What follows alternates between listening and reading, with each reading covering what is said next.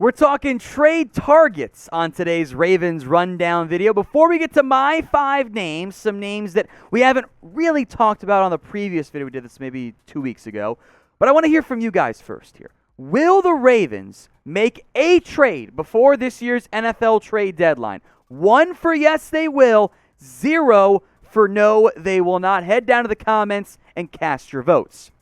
My first trade target on the defensive side of the ball, I don't have that many defenders. In fact, this is my only one of the 5 guys here, is Kyle Fuller. He makes for a logical trade chip. The Denver Broncos, let's be honest, folks, they're bad. Kyle Fuller is a backup because Ronald Darby and Patrick Surtain have been more impressive on the outside. That makes him a good trade chip. Now, the money's an issue here. You see that $9.47 million cap hit for the 1 year, that's this year, left on his deal. That is the full amount. So the Ravens would only owe the pro-rated figure, meaning they would pay about $5 million for the rest of the year, and they could do some funny money with it. They could add some fake years. Denver could eat some money. So it's not a deal breaker, but it is something worth acknowledging here. Also worth mentioning, Fuller hasn't played that well. In Denver, where he wanted to go sign after the Bears cut him because they had Vic Fangio running the same scheme, well, he hasn't been great at this point. 62.5% is the completion rate. Already 300-plus yards, that's not a good figure. 2 touchdowns, not nearly the level of big plays.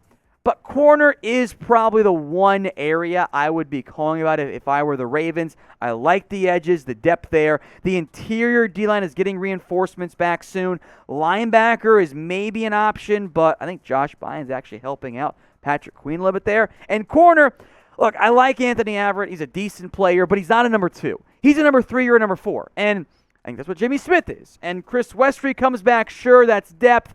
I would love to gamble on another potential high upside starter at corner on the outside. We've gone through many a name here before, but Fuller's the one I wanted to mention the most today. Now I want you guys to name a player that you want to trade for. Keep it realistic so I don't go insane reading through all the comments, but head down to the comments section and type your responses. A player who you want the Ravens to go trade for.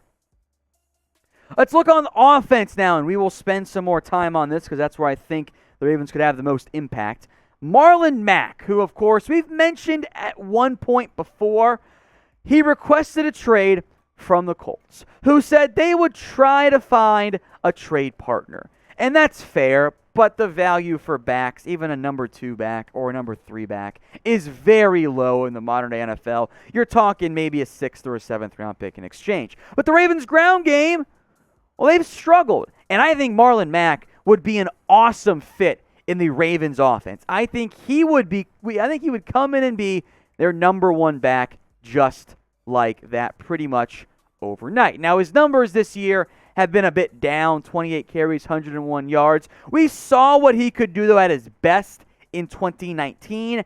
And when you look at what the Ravens have right now at the running back position, it's just not appealing. Latavius Murray, he's the number 1 guy coming off injury right now, but he's not been wildly efficient. It's been a volume thing. Tyson Williams has been efficient, but for whatever reason, the Ravens are not playing him a ton. I think there is some question mark maybe with blitz pickup, how he knows the offense, whatever. They just don't trust him. That's been clear from his snap count usage. Le'Veon Bell, I'll say it, he looks pretty washed. Devonta Freeman, a couple big runs, but he looks a step slower as well. If I were the Ravens, I would be looking into various backs before this year's NFL trade deadline.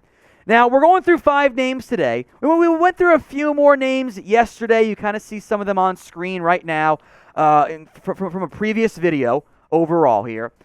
Andre Dillard, Allen Robinson, Miles Sanders. Those are some trade rumors that have been out there. And then my boy Mitchell Renz also went through some trade targets on the offensive line. We'll visit some other names momentarily. But you guys have videos coming out almost every single day here on our Ravens YouTube channel. So if you haven't already, folks, please, I am begging you, hit that big red button and subscribe for free videos here on the Baltimore Ravens.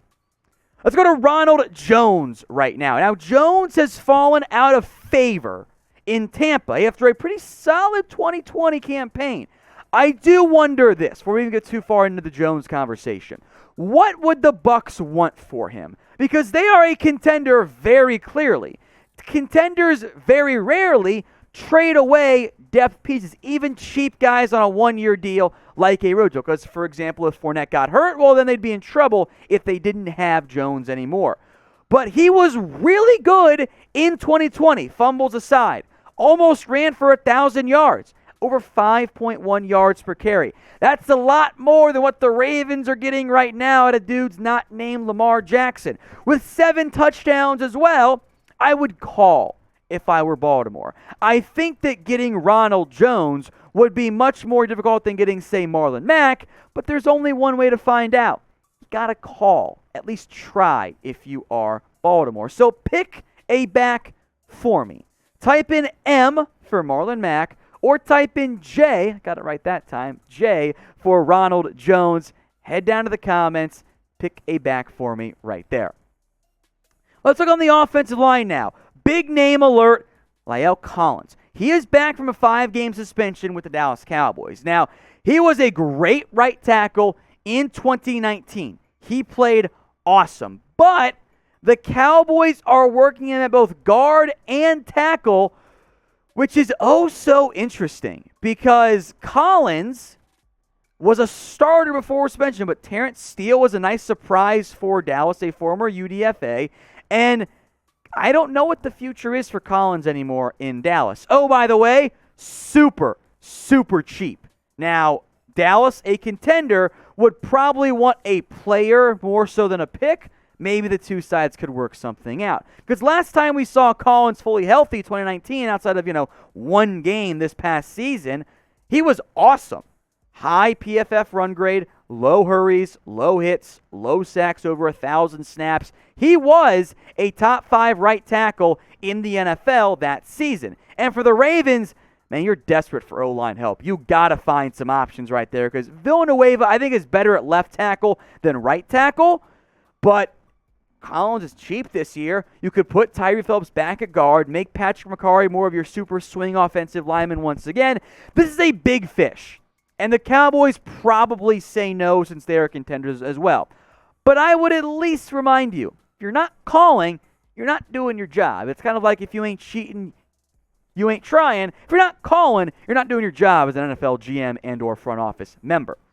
So do the Ravens need to make a trade? Be honest with me in the comments, because let's be real. Once again, for the Ravens, it is Super Bowl or bust. So type Y for yes, or you can type in N for no.